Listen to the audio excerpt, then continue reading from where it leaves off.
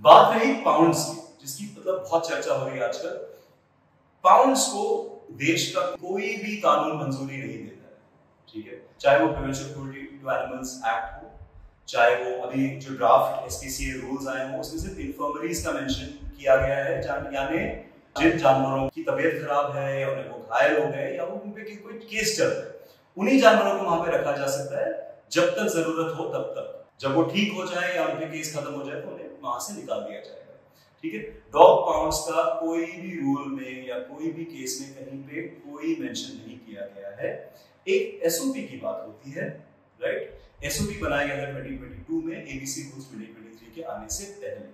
उसके कुछ रीजंस थे जो अभी जरूरी नहीं है, क्योंकि अब जब एबीसी रूल्स 2023 आ गए हैं तो उसमें जो प्रोसीजर्स हैं वही मानी जाएंगी और एसओपी जो है दैट इज नाउ आउटडेटेड। और वैसे उन एसओपीज में डॉग पाउंड्स का कोई प्रोविजन नहीं था, बट उस पे हमें चर्चा करने की जरूरत नहीं है because that is not in force anymore. अब जब एबीसी रूल्स 2023 आ गई हैं तो शायद हो सकता है कि एक रिवाइज्ड एसओपी एडब्ल्यूबीआई के द्वारा जल्द ही लॉन्च किया जाएगा, वो हमें पता नहीं, पर उसका हम वेट कर सकते हैं। पर तब तक ABC Rules 2023 is the only implementable rule. So तब तक ABC Rules 2023 के ही आधार पर सब कुछ किया जाएगा। So no one can legally form dog pounds. कोई भी legally dog pound पूरे देश में नहीं कर सकते हैं। इसका मतलब ये नहीं है कि कोई कर नहीं रहा है। कई म्युनिसिपल ऑर्गेनाइजेशंस हो सकते हैं जो अपने बायलॉज बना रहे हो, चाहे उन्हें कानून पता ना हो या वो किसी के इन्फ्लुएंस में आके ये चीजें कर रहे हो। लेकिन अगर ऐसा होता है तो इस पर हमें ट्विटर पर से नो टू डॉग पाउंड्स करके एक जनरल मूवमेंट स्टार्ट करने से ये सॉल्व नहीं हो जाएगा। अब मैं आपको एक एग्जांपल देता हूँ। जोधपुर में डॉग पाउंड्स के बारे में बहुत चर्चा हुई थी। जब हमें इस चीज का पता चला तो हमने क्या किया, हम जोधपुर गए। वहां पे एबीसी सेंटर जो रन हो रहा था, पाउंड से कुत्तों का बाड़ा कहा जाता है, लेकिन वहां पे अभी एक एबीसी सेंटर रन हो रहा है। तो हमने जाके देखा वहां पे कुत्तों की हालत ठीक नहीं थी।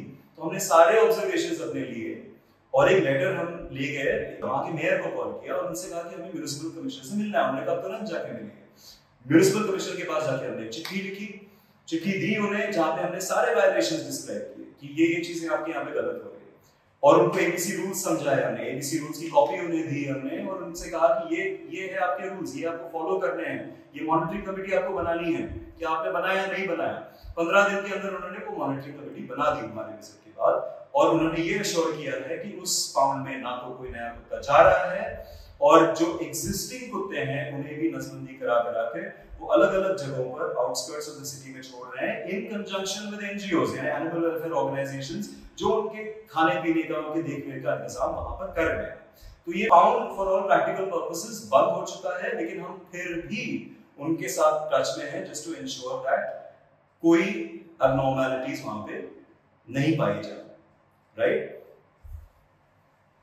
तो जरूरी चीज ये है कि आपको यही करना है, जहां पर भी आपको खबर मिलती है कि डॉग पाउंड एस्टैब्लिश हो गए हैं तो एक प्रोसीजर है उसको सॉल्व करने का।